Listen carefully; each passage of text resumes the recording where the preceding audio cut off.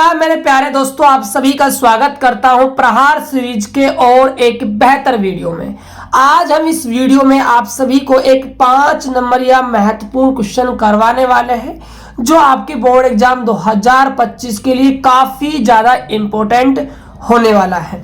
हम इस वीडियो के अंदर आज यूनिफॉर्म जो हमारा इलेक्ट्रिक फील्ड होता है, यदि उस फील्ड के अंदर हम एक इलेक्ट्रिक डाइपोल रख देते हैं तो उस इलेक्ट्रिक डाइपोल पर कितना टॉर्क अप्लाई होता है उसका आज हम एक फॉर्मूला ज्ञात करने वाले हैं। तो आप हिंदी मीडियम में हो चाहे आप इंग्लिश मीडियम के स्टूडेंट हो, दोनों मीडियम के बच्चों के लिए वीडियो इंपॉर्टेंट होने वाला है। यदि आपका भी सपना है फिजिक्स के अंदर 95 नंबर लाने का तो आज ही गैस पेपर संजीवनी आप परचेज कर सकते हो। दी गई स्क्रीन पे जो मोबाइल नंबर है वहां से आप हमें कॉल कर इसके बारे में इंफॉर्मेशन ले सकते हो। खरीदने से पहले एक बार जरूर आप इंफॉर्मेशन ले लीजिएगा। तो देखिए स्टार्ट करते हैं आज की इस वीडियो को। यदि चैनल पहली बार आए हो तो चैनल को सब्सक्राइब कर लीजिएगा और वीडियो को लाइक भी कर दीजिएगा। चलिए देखिए, सबसे पहले हमने क्या किया, यहां पर एक यूनिफॉर्म इलेक्ट्रिक फील्ड बना लिया, ई वेक्टर। ठीक है, अब इसके अंदर क्या है, हमने इलेक्ट्रिक डाइपोल को रख दिया है थीटा एंगल पर। ठीक है, अब आप सभी ने अच्छे से पढ़ा होगा जो इलेक्ट्रिक डाइपोल होता है हमारा। यदि आपने नहीं पढ़ा है तो भाई प्लेलिस्ट बनी हुई है फिजिक्स केमिस्ट्री की, चैप्टर वाइज हमने वीडियो अपलोड कर रखे हैं, आप वहां से जाकर देख सकते हो। ठीक है, जो इलेक्ट्रिक डाइपोल होता है उसमें क्या होते हैं, दो चार्ज होते हैं। ठीक है, और जो दोनों चार्ज होते हैं उनकी जो वैल्यू होती है वो समान होती है, इक्वल होती है, लेकिन एक नेगेटिव होता है, एक क्या होता है, पॉजिटिव होता है। ठीक है, तो ये माइनस का क्यू चार्ज है, ये प्लस का क्यू चार्ज है। इस इलेक्ट्रिक डाइपोल का हमने नामकरण कर दिया है ए बी। राइट, अब देखिए दोनों चार्जों की जो मध्य की दूरी होती है वो हमारी होती है 2a। ठीक है, अब देखिए हमने अच्छे से पढ़ा है जो प्लस क्यू चार्ज होता है, प्लस क्यू जो हमारा चार्ज होता है उस पर जो फोर्स लगता है वो ई वेक्टर की डायरेक्शन में लगता है। ये हमेशा याद रखिएगा, हमेशा जो हमारा प्लस क्यू चार्ज होता है इसमें जो फोर्स लगता है, ठीक है, वो हमेशा ई वेक्टर की डायरेक्शन में लगेगा। उसका रीजन क्या है, जब भी हम किसी भी आवेश को विद्युत क्षेत्र यानी कि इलेक्ट्रिक फील्ड के अंदर रखते हैं तो इलेक्ट्रिक फील्ड क्या करता है, उस चार्ज पर फोर्स लगाता है जिसे हम इलेक्ट्रिक फोर्स कहते हैं। ठीक है, तो इस प्लस क्यू चार्ज पर जो फोर्स लगेगा हमेशा ई वेक्टर की डायरेक्शन में ही लगेगा। और कितना लगेगा भाई, F बराबर प्लस का क्यू ई लगने वाला है। तो यहां पर प्लस क्यू चार्ज पर फोर्स लग जाएगा, यहां पर F बराबर में प्लस का क्यू ई हमारा फोर्स लग जाएगा। अब बात करते हैं माइनस क्यू चार्ज की।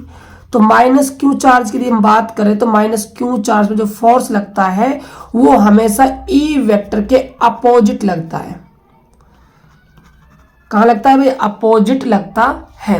तो ये हमेशा लगेगा इसके अपोजिट, इधर की तरफ। और जो लगने वाला जो फोर्स होता है वो माइनस का क्या लगता है भाई, क्यू ई लगेगा, क्योंकि यहाँ पर चार्ज कैसा है, माइनस का है। तो यहाँ पर फोर्स हमारा हो जाएगा F इक्वल टू माइनस का क्यू ई। F आपका जो है वेक्टर एक क्वांटिटी है तो इसलिए इसके ऊपर भी क्या है भाई, वेक्टर आ जाएगा। इतना काम हमारा हो जाता है। अब देखिए सबसे पहले हम बात करते हैं यहाँ पर नेट फोर्स की। भाई नेट फोर्स कितना लगेगा, तो देखिए जो हमारा F नेट है, नेट जो फोर्स लगेगा वो हमारा लग जाएगा भाई, एक तो प्लस क्यू चार्ज की वजह से, तो F प्लस में क्यू। ठीक है, एक प्लस F माइनस का क्यू, यानी कि प्लस क्यू चार्ज और माइनस क्यू चार्ज की वजह से फोर्स लगेगा। जो हमारा प्लस क्यू चार्ज की वजह से फोर्स लग रहा है वो हमारा कितना है, क्यू ई है, और ये हमारा कितना है, माइनस का क्यू ई है। यहां से आप ऐड करते हो तो आपको मिलेगा अंडा, जीरो आपको भाई नेट फोर्स मिल जाएगा। इसका मतलब इस इलेक्ट्रिक डाइपोल पर जो इलेक्ट्रिक फील्ड है वो नेट जो फोर्स लगा रहा है उसका वैल्यू है जीरो। हमेशा याद रखिएगा प्यारे बच्चों, यहां से एक ऑब्जेक्टिव क्वेश्चन बनता है। क्वेश्चन इस प्रकार आता है कि जब हम इलेक्ट्रिक डाइपोल को कहां पर रख देते हैं, इलेक्ट्रिक फील्ड के अंदर रख देते हैं, तो उस पर नेट फोर्स कितना लगेगा। तो आप सभी का जवाब आना चाहिए कि गुरुजी 0 लगेगा। समझ में आई बात सभी को। चलिए आगे देखिएगा ध्यान से। अब देखिए जो नेट फोर्स है वो तो लग रहा है 0, लेकिन एक फोर्स आपका इधर की तरफ है, एक फोर्स आपका इधर की तरफ है।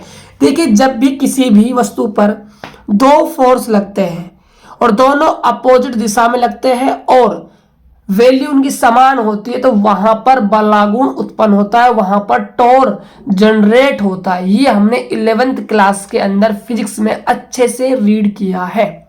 तो इस पर क्या है, यहां पर बलागुण कार्य करेगा।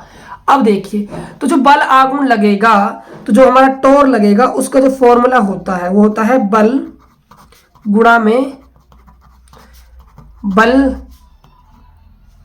दोनों बलों कैसे कह सकते हैं हम, ऐसे कह सकते हैं बल गुणा दोनों, दो बल लग रहे हैं ना, दोनों बलों की क्रिया रेखा के मध्य की दूरी, मध्य की दूरी। बात की जाए इंग्लिश में तो फोर्स मल्टीप्लाई, ठीक है। जो दोनों हमारे फोर्स लग रहे हैं उनकी जो क्रिया रेखा का मतलब है ये वाली जो लाइन है और ये जो लाइन, इनके बीच जो दूरी है, ठीक है, मध्य की दूरी, ठीक है, इसको कहते हैं हम दोनों बलों की क्रिया रेखा के मध्य की दूरी। अब देखिएगा ध्यान से, ये दोनों बलों की क्रिया रेखा के मध्य की दूरी क्या है। बल आपसे को पता है कितना लग रहा है भाई, यहाँ पर QE लग रहा है। जो यहाँ पर ये बल होता है ना फोर्स, ये यहाँ पर हम नेट फोर्स नहीं लेते प्यारे बच्चों, याद रखिएगा हमेशा। यदि हमने नेट फोर्स यहाँ पर 0 ले लिया बाय द वे तो ये पूरा 0 बन जाएगा, उससे हमें कोई बेनिफिट नहीं होने वाला है, ठीक है। लेकिन हमने फॉर्मूला पढ़ा है, टॉर बराबर P sin थीटा आता है, ठीक है। तो इसीलिए हम यहाँ पर परिणामी जो बल होता है, नेट जो फोर्स होता है उसका वैल्यू नहीं रखते हैं, यहाँ पर सिर्फ एक बल का परिमाण लिया जाता है, ठीक है। अब देखिए इस डायग्राम को यदि मैं वहां से बाहर निकाल देता हूं तो ये कुछ इस प्रकार से आप सभी को नजर आएगा। ध्यान से देखिएगा, ये आपका है प्लस का QE और ये आपका इलेक्ट्रिक डाइपोल है। ये आपका फोर्स कितना है, F बराबर माइनस का QE और ये हमारा कितना है, F बराबर प्लस का QE। ये हमारा है B पॉइंट, ये हमारा है A पॉइंट। यहाँ माइनस का Q चार्ज है, यहाँ पर प्लस का Q चार्ज है, ठीक है। अब देखिए दोनों बलों की जो क्रिया रेखा है, ये इस बल की क्रिया रेखा हो जाएगी, ये इस बल की क्रिया रेखा हो जाएगी। दोनों बलों की क्रिया रेखा की मध्य की दूरी की बात की जाए तो ये इन दोनों बलों की क्रिया रेखा की क्या है भाई, मध्य दूरी है। देखिएगा ध्यान से, एक आपका इधर है क्रिया रेखा बल की, एक आपकी क्रिया रेखा बल की दिशा इधर है। इनके बीच की जो दूरी है तो इनके बीच की दूरी प्यारे बच्चों यही तो हो जाएगी। तो इसको ही कहते हैं दोनों बलों के मध्य की क्रिया रेखा के मध्य की दूरी। तो इस दूरी का हम नामकरण कर रहे हैं BC, कर सकते हो, ठीक है। देखिए ये दूरी कितनी है आपकी, यहाँ पर 2A है, तो ये तो आपका हो जाएगा यहाँ पर 2A। ये कोण आपका यहाँ पर थीटा है तो ये कोण आपका हो जाएगा थीटा। अब देखिए बात करते हैं हम टॉर की, तो टॉर बराबर बल कितना है आपका, FE है, ठीक है, गुणा सॉरी प्यारे बच्चों बल है आपका QE, ठीक है, बल आपका है QE है। दोनों बलों की क्रिया रेखा के मध्य की दूरी कितनी है हमारी, BC। इसको हम इक्वेशन नंबर 1 कहते हैं। अब हमें इक्वेशन नंबर 1 में BC का वैल्यू फाइंड आउट करना होगा। जैसे हमारे पास BC का वैल्यू आ जाएगा, हमारा जो फॉर्मूला है वो प्रूफ हो जाएगा। अब देखिए BC कौन सी भुजा है, ये वाली भुजा, ये भुजा हमें निकालनी है, ठीक है। आप यहाँ ध्यान दीजिएगा, ये कोण आपका कितना डिग्री का है, 90 डिग्री का। तो यहाँ पर आपका ये एक समकोण त्रिभुज बन जाता है, ठीक है। तो समकोण त्रिभुज के अंदर ये कोण थीटा है, कोण के सामने वाली जो भुजा होती है वो लंब होती है, ये आपकी वही लंब है, ठीक है। सबसे बड़ी भुजा ये आपकी कर्ण हो जाएगी और ये आपकी क्या हो जाएगी, आधार हो जाएगी, ठीक है। बिल्कुल हम स्टेप बाय स्टेप चीजों को भाई समझ रहे हैं, ठीक है। अब देखिएगा ध्यान से, लंब हमें निकालना है, पता क्या है हमें, कर्ण पता है। तो आप सभी ने 10th क्लास के अंदर लाल बट्टा कक्का पढ़ा होगा, ठीक है। अब देखिएगा हमें लंब निकालना है, कर्ण हमें पता है। तो लंब और कर्ण किस में आते हैं भाई, ये आते हैं आपके साइन थीटा में। तो यहाँ पर यूज करेंगे हम साइन थीटा। तो देखिएगा त्रिभुज कौन सा है, ABC से, तो साइन थीटा बराबर होता है लंब बटा में कर्ण। साइन थीटा, लंब हमारा कितना है BC, कर्ण हमारा कितना है 2A तो यहां से हमारा जो BC निकल कर आएगा वो आ जाएगा 2a साइन थीटा।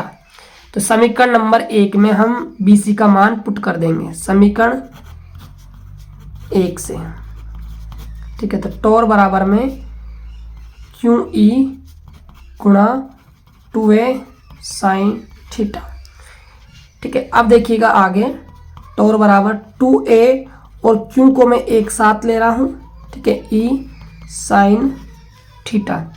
अब देखिए आप सभी ने इलेक्ट्रिक डाइपोल मोमेंट पढ़ा होगा, विद्युत द्विध्रुव आघूर्ण P वेक्टर आपने पढ़ा होगा, और उसका फॉर्मूला भी आप सभी ने अच्छे से पढ़ा होगा। जो P होता है वो दोनों आवेश के बीच की दूरी और किसी एक आवेश के परिमाण के गुणनफल के बराबर होता है।